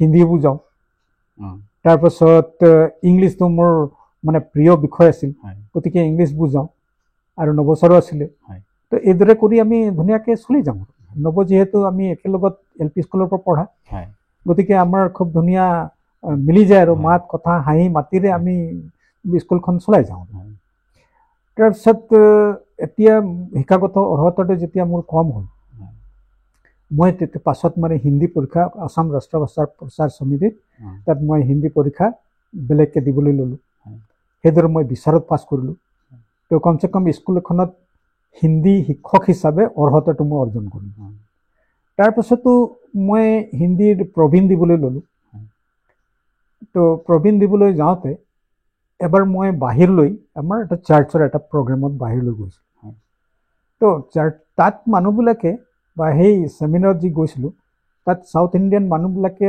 প্ৰথমতে মোক সুধিছে ব্ৰাদাৰ ফ্ৰম হুৱেৰ মই ক'লোঁ north east Assam so' far দ্বিতীয় প্ৰশ্নটো তেওঁবিলাকে মোক সুধিছিল brother may I know' your education qualification তো তেতিয়াতো মই এনেই চাবলৈ গ'লে হায়াৰ ছেকেণ্ডেৰী পাছ নহয় সেই কথাটো যদি কওঁ তেনেহ'লে তেওঁবিলাকে মোক আণ্ডাৰ এষ্টিমেট কৰিব এই কথাটো মোক মানে আমাৰ এজন মানে সহশিক্ষক আছিল লুৰিছ খালকো তেখেতে কৈছিল আব্ৰাহাম তুমি বাহিৰত গৈছা শিক্ষাগত অৰ্হতাটো কিন্তু তেওঁবিলাকে সুধিব তুমি ভালকৈ উত্তৰটো দিবা তো যিহেতু মই প্ৰবীণ কৰি আছিলোঁ হিন্দীৰ তো মই তেওঁবিলাকক ক'লোঁ I am doing my master তেতিয়া তেওঁবিলাকে ক'লে হাইলি কোৱালিফাইড এইদৰে কৰি মই সমস্যাটো যেনিবা মই সমাধান কৰিলোঁ কিন্তু মোৰ মনত এটা মানে এটা আঘাত লাগিল আৰু মইতো সঁচা সঁচিকৈ মই BA পাছো নহয় তো তাৰ পৰা ঘূৰি আহি মই টিংখাও কলেজলৈ গ'লোঁ তেতিয়া আমাৰ হেৰি জীৱেশ্বৰ মোহন ছাৰ আছিল তেওঁক মই ক'লোঁ ছাৰ মই এনেকুৱা ঘৃণা মিলনজ্যোতিৰ আমাৰ শিক্ষক হয় মোৰ এনেকুৱা অৱস্থা মানে মইতো ক্লাছ কৰি আছোঁ কিন্তু মোৰ পঢ়িবলৈ মন তো তেওঁ বৰ ভাল পালে তো যিহেতু মই হায়াৰ ছেকেণ্ডেৰী পাছ নহয় তো তেওঁ ক'লে তুমিতো ছায়েন্সত আছিলা আমাৰ ইয়াতো ছায়েন্স নাই টিংখাং কলেজত তুমি আৰ্টছত লগোৱা মই ফাৰ্ষ্ট ইয়েৰ পৰা লগাই দিম তুমি আৰ্টছত লগোৱা আৰু তুমি ভালদৰে পঢ়া ঘৰতে পঢ়িবা পৰীক্ষাটো দিবা তো মই সেইদৰে পঢ়িলোঁ আৰু হায়াৰ ছেকেণ্ডেৰী পৰীক্ষা মই দিলোঁ খুব ভাল ৰিজাল্ট হ'ল ছাৰে বহুত ভাল পালে ইংলিছত মই তেখেতে কোৱা মতে মানে টিংখাওত মানে বাকী ৰেগুলাৰ ক্লাছ কৰা ছাত্ৰ ছাত্ৰীসকলতকৈ মই বেছি নম্বৰ পালোঁ যিহেতু মোৰতো ইণ্টাৰেষ্ট আছিলে আৰু এইফালে ক্লাছত মই বুজাই থাকোঁ ইংৰাজীত এটা কথা থাকে যে মানে টিচিং ইজ ছেকেণ্ড লাৰ্ণিং গতিকে মই টিচিং কৰি থাকোঁ গতিকে দ্বিতীয়বাৰ মই শিকিও থাকোঁ সেইফালৰ পৰাও চাগে মোৰ পৰীক্ষাটো খুব ভাল হ'ল ছাৰে খুব ভাল পালে আৰু মোক ক'লে আব্ৰাহাম তোমাক মই ৰেগুলাৰ ষ্টুডেণ্ট হিচাপে মানে BAত মই নাম লগাই দিছোঁ খালি তুমি মেজৰ ল'ব নোৱাৰিবা মেজৰ ল'বলৈ হ'লে তুমিতো ক্লাছ কৰিব লাগিব তোমাৰতো স্কুল আছে তুমি এইদৰে পঢ়া পাছ কোৰ্চ হিচাপে তুমি ছাৰে সেইটো মোক খুব ডাঙৰ দয়া এটা কৰিলে ৰেগুলাৰ ষ্টুডেণ্ট হিচাপে ল'লে মই ঘৰতে পঢ়োঁ কেৱল মই পৰীক্ষা দিবলৈ যাওঁ গতিকে এইখিনিতে তোমাক জনাইছোঁ যে মই কলেজৰ মুখ কিন্তু দেখা নাই মই ছায়েন্স হায়াৰ ছেকেণ্ডেৰীত নাহৰকটীয়া হায়াৰ ছেকেণ্ডেৰীতে পঢ়িছিলোঁ কিন্তু কলেজ মই কোনোদিন দেখা নাই তো টিংখাও কলেজত মই কেৱল পৰীক্ষা লিখিবলৈ যাওঁ ছাৰে এইটো সুবিধা দিলে আৰু মই মানে 3 বছৰ কাল পঢ়ি তাত মানে BAটো পাছ কৰিলোঁ তো মোৰ জেনেৰেল যিটো মানে শিক্ষাগত অৰ্হতা সেইটো মই অৰ্জন কৰিলোঁ আৰু হিন্দী শিক্ষক হিচাপে মই নিযুক্ত পাইছিলোঁ তো হিন্দী শিক্ষকৰো মই এই অৰ্হতাটো অৰ্জন কৰিলোঁ এই হিচাপে মই মানে মোৰ যিটো চাকৰি সেইটো মানে কেনেকৈ বাহাল কৰিব লাগে সেইটো ক্ষেত্ৰতো মই যথেষ্ট মানে কষ্ট কৰিবলগীয়া হয় চিন্তা চৰ্চা কৰি বহুত কষ্ট কৰিলোঁ আৰু যেহেতু ঘৰুৱা অৱস্থা ঠিক নথকাৰ কাৰণে প্ৰথম অৱস্থাত আমাৰ দৰমহা পাতি নাই তো মই ৰাতিপুৱা ওলাই যাওঁ টিউশ্যন কৰিবৰ কাৰণে পিছবেলাও মই আমাৰ আছাম লাইন পালে টিউশ্যন কৰোঁ ৰাতি 9টা বজা আহোঁ আৰু এতিয়া মই ভাবিলে আচৰিত পাওঁ কোন সময়ত মই পঢ়িলোঁ আৰু হিন্দী পৰীক্ষা কেনেকৈ দিলোঁ আৰু BA পৰীক্ষা কেনেকৈ মই ল'ৰা ছোৱালীখিনিক পঢ়াই আৰু সময়তো ধান তুলিব লাগে এইবিলাক মানে স্কুলৰ কাৰণে এইখিনি মানে বিহু গাইছিলোঁ আৰু ধান দোৱা দিনত ধান মানে পথাৰৰ পৰা আমি সংগ্ৰহ কৰিছিলোঁ গাৰ্জেনৰ পৰা সেইখিনি মৰণা মাৰিছিলোঁ এইখিনি কাম কেতিয়া কৰিছিলোঁ আৰু স্কুলৰতো বেঞ্চ ডেস্ক বনোৱা এইবিলাক কাৰ্ড চাৰ্ট গাঁৱৰ ভিতৰৰ পৰা কঢ়িয়াই অনা এইখিনিতো আমি নিজ কান্ধেৰে কঢ়িয়াই আনিছিলোঁ তো এতিয়া ভাবিলে আচৰিত লাগে সেইখিনি কাম আমি কেনেকৈ কৰিছোঁ কিন্তু মোৰ মনত পৰে আমি কোনোদিনে এইখিনি কাম কৰোঁতে মনৰ দুখত কৰা নাছিলোঁ খুব আনন্দৰে আমি কামবিলাক কৰি গৈছিলোঁ কাৰণ নৱ আৰু মই তেখেতৰ লগৰে গতিকে তেওঁৰ লগত মিলি খুব ধুনীয়াকৈ আমি কামখিনি কৰিছিলোঁ আৰু আমাক এই ক্ষেত্ৰত মেনেজিং কমিটিৰ প্ৰেচিডেণ্ট আছিল খ্ৰীষ্টৰাজ চাংগা তেওঁ মানে যদিও আমাতকৈ বহুত বয়োবৃদ্ধ পিতৃতুল্য কিন্তু আমাৰ লগতে সমনীয়াৰ নিচিনা তেওঁ মানে খুব ভাল পাইছিল ঘূৰা ফেৰা কৰিছিল আৰু আমাৰ স্কুলত লাগি থকা ওচৰ চুবুৰীয়া একজন এবনেজাৰ কোৱেল বুলি একজন আছিল এতিয়া নাই তেওঁ মানে স্কুলত আহি আমাৰ লগত খুব সহযোগ দিছিল হাঁহি মাতি সকলো কামতো সহায় কৰিছিল তেওঁবিলাকৰ প্ৰেৰণাত আৰু মেনেজিং কমিটিয়ে আৰু ৰাইজে মানে অকুণ্ঠ মৰম কৰিছিল আৰু আমি যিবিলাক পৰামৰ্শ দিছিলোঁ তেওঁবিলাকে সদায় সেইটোৰে মানে আগবাঢ়িছিল শিক্ষা ক্ষেত্ৰত আৰু তেওঁবিলাকে যি সহযোগ আৰু মৰম চেনেহ তেওঁবিলাকৰ এইখিনি কথাক আমি মূলধন হিচাপে লৈ আমি শিক্ষকসকলে মানে আগবাঢ়ি গৈছিলোঁ। এইদৰে আমি কৰিলোঁ। স্কুল পাছত মানে চৰকাৰী হ'ল প্ৰথম ক্ষেপত। তো প্ৰথম চৰকাৰী হওঁতেও দৰমহা পাতি বহুত কম। আমি প্ৰথম 1100 টকা দৰমহা পাইছিলোঁ, 1100 পাইছিলোঁ। কিবা কিবি মিলাই 1300মান হৈছিলে, খুব কম। তাকো নিয়মীয়া নহয়, চলিবলৈ বহুত দিগদাৰী। 6 মাহমান দৰমহা কেতিয়া নহয়, তেতিয়া ৰিটেনশ্যন বুলি এটা শব্দ আছিল, দোকানত ধাৰো নিদিয়ে, এনেকুৱা অৱস্থা হৈছিলে। পাছত 2000 চনত বিবাহ কৰিলোঁ। বিবাহৰ পাছত ঘৰখন চলিবলৈ মোৰ দিগদাৰী হ'ল। তো এই তেনেকুৱা অসুবিধা হৈছিল যদিও আমি হাঁহি মাতিৰে মানে এইখিনি সময় পাৰ কৰিলোঁ। আৰু মূলধন হিচাপে মই কওঁ, ৰাইজৰ যি মৰম চেনেহ সহযোগ, তাৰ ফলতে আমি স্কুলখন মানে কৰি যোৱাত কোনো বিশেষ বাধা নাপালোঁ। মানে কষ্ট হৈছিল, অভাৱ অনাটন বহুত আছিল, এইবিলাক সময়ে সময়ে সেইখিনি আমাৰ পূৰণ হ'ল। বিভিন্ন অনুষ্ঠান প্ৰতিষ্ঠানত গ'লোঁ, তেওঁবিলাকে যি পাৰে সহায় সহযোগ আগবঢ়ালে। ৰাইজেও এইদৰে আমি স্কুলখনত আগবাঢ়ি গ'লোঁ। ME-ৰ পৰা হাইস্কুল হ'ল। আৰু মোৰ আটাইতকৈ প্ৰেৰণাদায়ক বস্তুটো হ'ল, মই ল'ৰা ছোৱালীখিনি যিমানক পঢ়ালোঁ, তেওঁবিলাকে মোক বহুত ভাল পাইছিল। এতিয়াও মানে স্কুলৰ ল'ৰা ছোৱালীখিনি মানে মোক মানে বহুত ভাল পাইছিল। এই তেওঁবিলাকৰ ভাল পোৱা ভাৱটোৱে মোক মানে স্কুলখনত একদম বান্ধি ৰাখিলে। পাছতো মোৰ এনেকুৱা অনুভৱ হ'ল, মই স্কুলখনত যিমান দৰমহা পাওঁ, তাতকৈ যদি মোক 50,000 টকাও যদি কোনোবাই দৰমহা দিয়ে, ভাল বাংলো দিয়ে, তথাপিও মই তালৈ নাযাওঁ। এনেকুৱা মোৰ ভাৱ হ'ল। আৰু সেই মৰম চেনেহৰ ভাৱটোৱে স্কুলখনত বান্ধি ৰাখিলে। আৰু এই ভাৱটোৱে আমাক ল'ৰা ছোৱালীখিনি গঢ়িবৰ কাৰণে মানে খুব প্ৰেৰণা দিলে। আমি একদম নিষ্ঠা সহকাৰে ল'ৰা ছোৱালীক অন্তৰ উজাৰি যি জানো গোটেইখিনি শিকালোঁ, পাঠতকৈ বেছি। মই টিউশ্যনতো অহা ল'ৰা ছোৱালীবিলাকক মই পাঠতকৈ বেছি মই কথাবিলাক শিকালোঁ। আৰু তেওঁবিলাকক শিকাবলৈ যাওঁতে পাঠৰ কথাৰ লগতে মই এটা বস্তু সোমাই দিবলৈ চেষ্টা কৰিছিলোঁ, সেইটো হ'ল প্ৰেৰণা। তেওঁবিলাকক মই সদায় প্ৰেৰণা দিছিলোঁ, খুব উৎসাহ দিছিলোঁ, তোমালোক আগবাঢ়ি যোৱা, নোৱাৰোঁ বুলি তোমালোক থমকে ৰৈ নাযাব। আৰু এটা কথা মই এইখিনিতে তোমাক কৈ দিব বিচাৰোঁ, যিহেতু আমি বহুত দাৰিদ্ৰতাৰ মাজত মানে আগবাঢ়িছিলোঁ, গতিকে ক্লাছত মই দেখি গম পাইছিলোঁ বহুত সময়। এদিন মই এজন ল'ৰাক আগদিনাখন ইংৰাজী কবিতা এটা মুখস্থ কৰি আহি বুলি ক'লোঁ। পিছদিনাখন মই দেখিছোঁ ক্লাছত ল'ৰাজনে খুব ফোনটো মাৰি মানে মাথাটো তল কৰি আছে। সাধাৰণতে একজন টিচাৰে এইটো ভাবিব যে হয়তো ই মুখস্থ কৰি অহা নাই, কিন্তু কিবা কাৰণত মোৰ মনত কিবা এটা যেন খুন্দিয়ালে। আৰু মই ল'ৰাটোৰ ওচৰত মানে গৈ মই সুধিলোঁ, নামটো পাহৰিলোঁ মই ল'ৰাটোৰ, মই তাৰ নামটো ধৰি সুধিলোঁ, তোৰ নাম কওঁতে তেওঁ থিয় হ'বই। আৰু মই তেওঁক মানে এইটো প্ৰশ্ন কৰিলোঁ যে তুমি ৰাতিপুৱা কি খাইছিলা? সেই ল'ৰাটো ক'লে, ছাৰ মই একো খোৱা নাই। ৰাতি কি খাইছিলা? ছাৰ ৰাতি খাবলৈ একো নাছিল। মোৰ মনটো ইমান বেয়া লাগিল, তেতিয়া মই বিয়া বাৰু কৰা নাই। তো ইমান বেয়া লাগিল, বৰ বেজাৰ লাগিল মোৰ মনটো। তাৰপিছত ঠিক খেপিয়াই চালোঁ, মোৰ পকেটত 5 টকা এটা আছিল, মই তাক দিলোঁ। আৰু ওচৰত দোকান আছে, যোৱা তুমি তাত ব্ৰেড পায়, তুমি ব্ৰেড কিনি আনিবা। ক্লাছৰ পৰা পঠিয়ালোঁ, আৰু তুমি আহি পানী খাবা আৰু ক্লাছত আহিবা। ল'ৰাটো চিধা গ'ল, ব্ৰেড কিনিলে, খালে, পানী খাই ক্লাছত আহিলে। এতিয়া মই দেখিছোঁ তাৰ চেহেৰাটো মানে একদম মানে বিৰিঙি আছে, ধুনীয়া সাহস, মোৰ ফালে একদম সাহসেৰে চাইছে, উজ্জ্বল চেহেৰা। সেইখিনি কৰি মোৰ মনত ইমান আনন্দ লাগিলে। তো সেই বস্তুটো মই তোমাক কওঁ যে ছাত্ৰ ছাত্ৰীৰ বেকগ্ৰাউণ্ডটো, তাৰ অন্তৰত কি ঘটি আছে, এই কথাটো শিক্ষক একজনে বুজি পোৱাটো বহুত দৰকাৰ। সেইদিনা যদি মই সেই কথাটো অনুধাৱন নকৰি, ইমানখিনি জানিবলৈ চেষ্টা নকৰি মই পঢ়োৱাটো যদি মই সুধিলোহেঁতেন, তেওঁ নিশ্চয় নোৱাৰিলে। কাৰণ যিজন ল'ৰাই ৰাতি খোৱা নাই, ৰাতিপুৱা জলপান খোৱা নাই, কিন্তু এটা ভাল কাম কৰিছে, স্কুল আহিছে, ক্ষতি কৰা নাই, সেই ল'ৰাটো নিশ্চয় মুখস্থ কৰিব নোৱাৰিব। মই যদি নোৱাৰিছে বুলি তাক যদি ধমকি দিয়া হ'লে বা দুকুপ মান লগাই দিয়া হ'লে, সি মনৰ ভিতৰে ভিতৰে কিমান দুখ পালে, ভাঙি পৰিলে।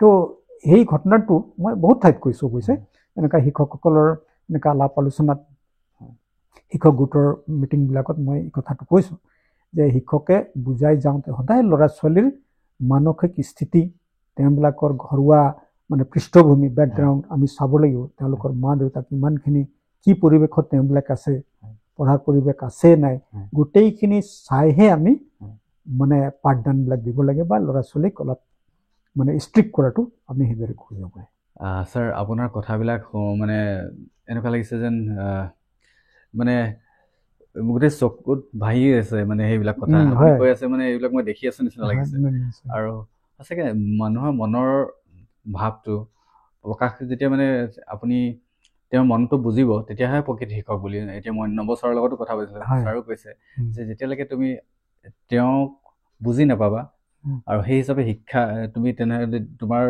তাক বুজি পিনেহে শিক্ষাটো দিব লাগিব হয় নহ'লে তেওঁক নুবুজাকৈ যদি আমি শিক্ষা দিওঁ তে আমি যিমানখিনি দিলোঁ তাৰ বেছি অংশ আমাৰ অপচয় হৈ যায় তেওঁৰ মনত নোসোমায় গতিকে প্ৰথমতে আমি তেওঁৰ মনস্তত্বটো বুজি পাব লাগিব কি স্থিতি পৰিস্থিতিত আছে আৰু সেইটো কাৰণে তেওঁবিলাকক আমাৰ বুজি পোৱা অৱস্থাত বিভিন্ন কথা বতৰা আনি মনোগ্ৰাহী কৰি ল'ব লাগিব তাৰপিছতে উপযুক্ত কথাটো আমি দিব লাগিব তেতিয়া মনত থাকে আৰু তো এনেকুৱা বহুত এনেকুৱা পদ্ধতিৰে আমি কথাবিলাক বুজাইছিলোঁ যে তো ল'ৰা ছোৱালীবিলাক খুব ভাল পাইছিলে এতিয়া যিবিলাক ডাঙৰ হৈ গ'ল তুমি যে যিটো কথা কৈছা তো যিবিলাকে পঢ়ি শুনি ডাঙৰ দীঘল হৈ গ'ল এতিয়া তেওঁবিলাকে সেই কথাবিলাক অনুধাৱন কৰে বুজি পায় আৰু পাহৰিব নোৱাৰে এইটো মোৰ কাৰণে বহুত ভাল কথা যে মানে ছাত্ৰ ছাত্ৰীসকলে মোক কেতিয়াও পাহৰি নাযায় মনত পেলাই আৰু আহে এই কথাখিনি ব্যক্ত কৰে শিক্ষক দিৱসত তেওঁবিলাকে আহি যায়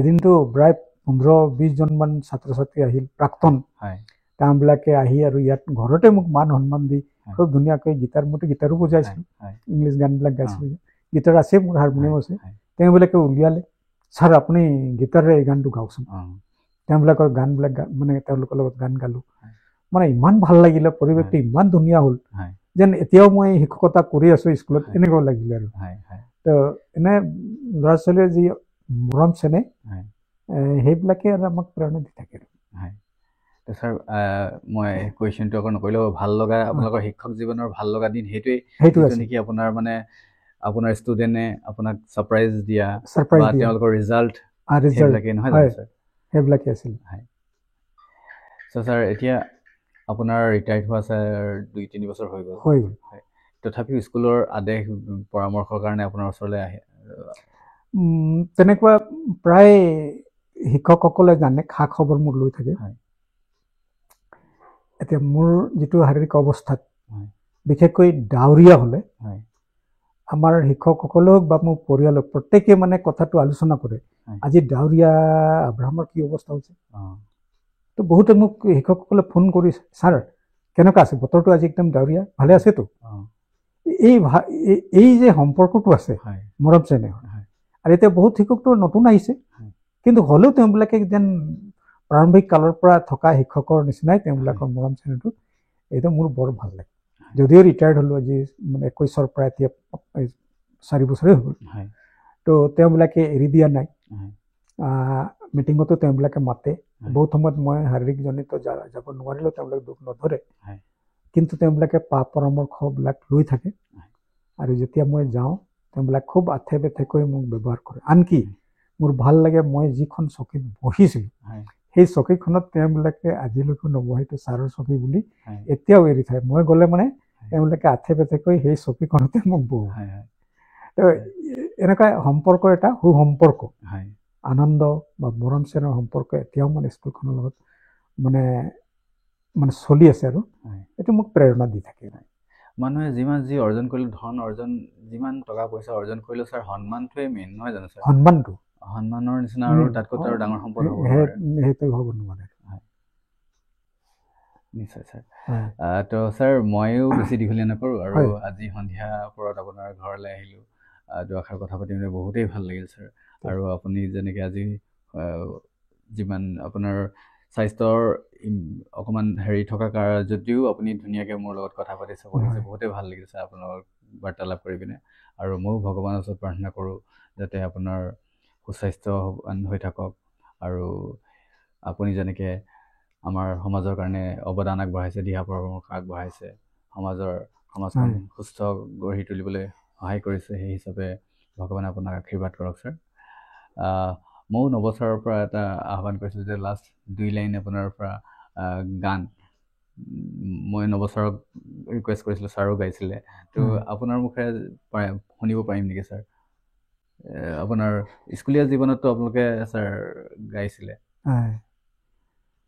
স্কুলীয়া জীৱনত প্ৰায় ল'ৰা ছোৱালীবিলাকে এটা গান খুব ভাল পাইছিল, আৰু সেই গানটো গাবলৈ তেওঁবিলাকে মোক অনুৰোধ কৰিছিল। সেইটো প্ৰায় মই গীটাৰ লৈ বজাইছিলোঁ। সেইটো ইংলিছত আছিলে heavy god the sunshine, SMILE smile.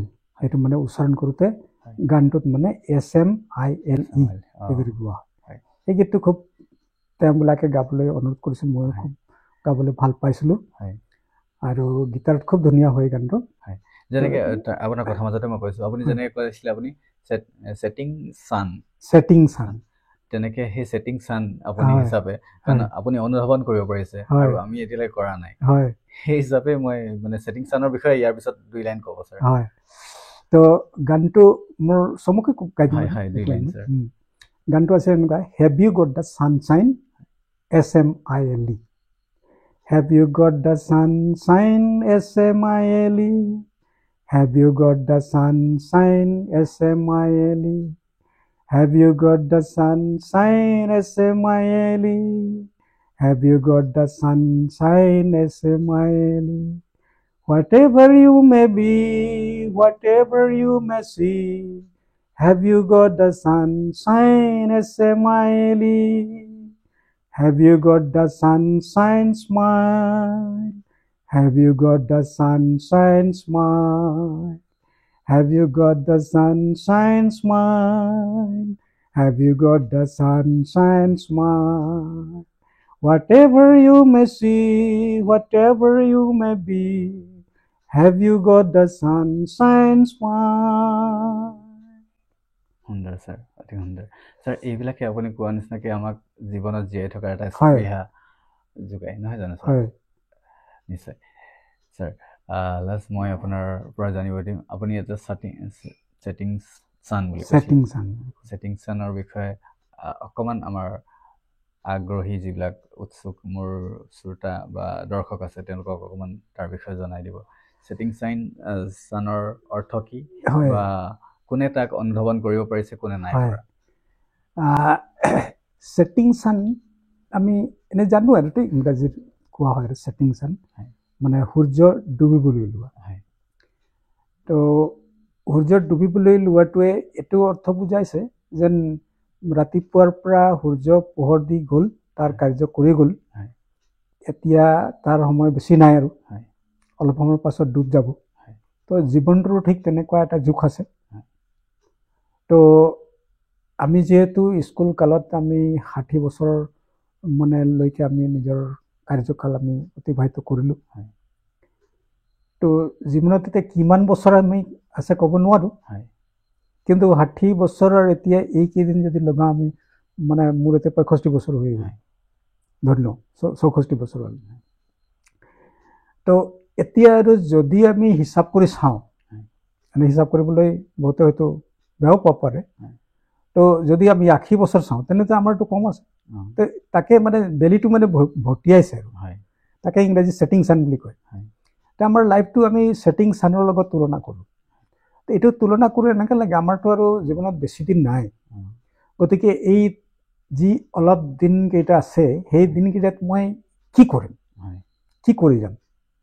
তো মোৰ কাৰণে মই জীয়াই থাকিবৰ কাৰণেতো মই কৰিলোঁ সমাজখনত, এতিয়া মই আৰু মানে সমাজখনৰ কাৰণে মই কি কৰি যাব পাৰোঁ, এই কথাটোৱে আমাক আৰু সজীৱ কৰি দিলে। ই আমাক মানে এলেহুৱাকৈ মই শাৰীৰিকভাৱে কাম কৰিব নোৱাৰিলোঁ, এলেহুৱাকৈ ই মানে বহি থাকিব নিদিয়ে। যদি মই বহি থাকোঁ মানে আমাৰ অন্তৰত মই বিভিন্ন চিন্তা, সুচিন্তাবিলাক, পৰামৰ্শজনক কথাবিলাক এইবিলাক মোৰ মনত ভাহি থাকে। আৰু এইদৰে কোনোবা, তুমি যিদৰে আহিছা, কোনোবা ব্যক্তিক পালে মই মানে হিয়াউজাৰি মোৰ মনত থকা কথাবিলাক মানে কৈ যাওঁ, যাতে তাৰে 2-1টা কথা তেওঁবিলাকৰ জীৱনত যদি কিবা প্ৰেৰণা দিয়ে। তো এই ছেটিং ছান মানে আৰু বেছি সময় নাই, জীৱনত আৰু বেছি সময় নাই।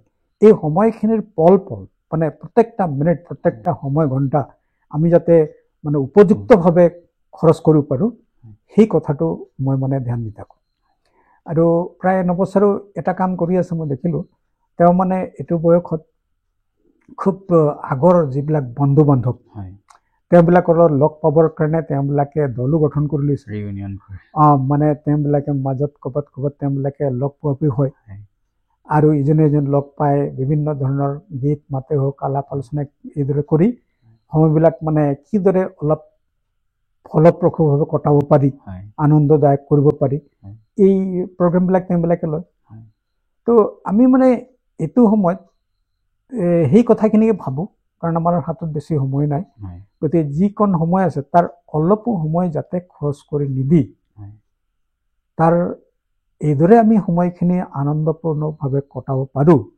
আৰু কেৱল আমাৰে আনন্দ নহয় কিন্তু সমাজখনত আমি সেই আনন্দৰ খোৰাক যাতে দি যাব পাৰোঁ তাৰে চিন্তাধাৰা থাকোঁ আৰু হয় আৰু সেই মৰ্মে তুমি আজি আহিলা তো ইমান সময় আনে হয়তো আমাৰ লগত কথা পাতি ইমান আমেজো নাপায় আৰু বহুতেতো শিক্ষক বুলি অলপ ভয়ো কৰি তেওঁবিলাকে ইমান দীঘল কথা নাপাতে কিছুমানে পাতে যদি তেওঁলোকৰ ব্যস্ততাত সময় দিব নোৱাৰে তো তুমি এটা উদ্দেশ্য ৰাখি আজি আহিলা ইমান সময় কথা পাতিলা তো তাৰ কাৰণে মইতো বহুত আনন্দিত হ'লোঁ আৰু সময় দিয়াৰ কাৰণে কাৰণ আমি এইখিনি কথা ক'বৰ কাৰণে মানে মনটো এনেও উজাগৰ হৈ থাকে হয়তো আপুনি সেলফিশ বুলিয়ে ভাবিব কাৰোবাৰ কিবা যদি উদ্দেশ্য নাথাকে কোনো নাহে আজিকালি আৰু মোৰ এটা উদ্দেশ্য লৈ অহা নিচিনা হ'ল ছাৰ আজি বহুত ভাল একচুৱেলি মই আপোনাক বহুত দিনৰ পৰাই লগ কৰিমকৈ আছিলোঁ কিন্তু মোৰ মনত এই লগ কৰাটো মোৰ আৰু এটা মাইণ্ডত কথা আহিলে যে এই লগ কৰা সময়কণেই মই যদি এটা ভিডিঅ' আকাৰ ৰাখোঁ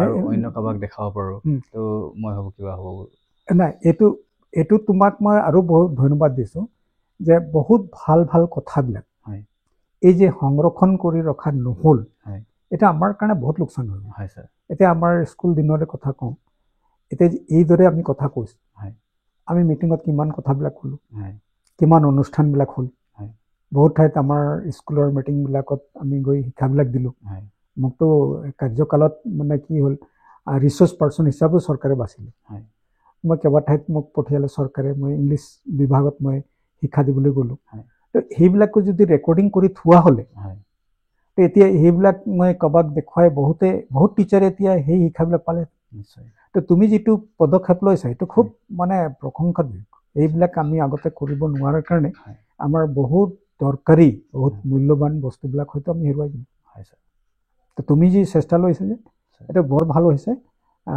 মোৰ ফালৰ পৰা বহুত ধন্যবাদ জনাইছোঁ ঠিক আছে ছাৰ আপোনাৰ বহুমূলীয়া সময়কণ দিয়াৰ কাৰণে বহুত বহুত ধন্যবাদ আপুনি আকৌ মই শেষলৈ মোৰ শ্ৰোতাক কৈছোঁ যে ছাৰৰ অসুস্থতাৰ মাজতো মোক সময়কণ দিলে ছাৰ বহুতেই গা বেয়া আছিলে তথাপিও ছাৰ ইমান সময় মোৰ লগত বহি পিনে কথা পাতিলে তাৰ কাৰণে বহুত বহুত ধন্যবাদ আৰু হ'ব মানে অন্তিমত মই এইটোৱে কওঁ ছাৰৰ আকৌ মই ভগৱানৰ ওচৰত প্ৰাৰ্থনা কৰোঁ ছাৰ আপুনি স্বাস্থ্যৱান হৈ থাকক ঠিক আছে ছাৰ আহোঁ ছাৰ আজিলৈ ধন্যবাদ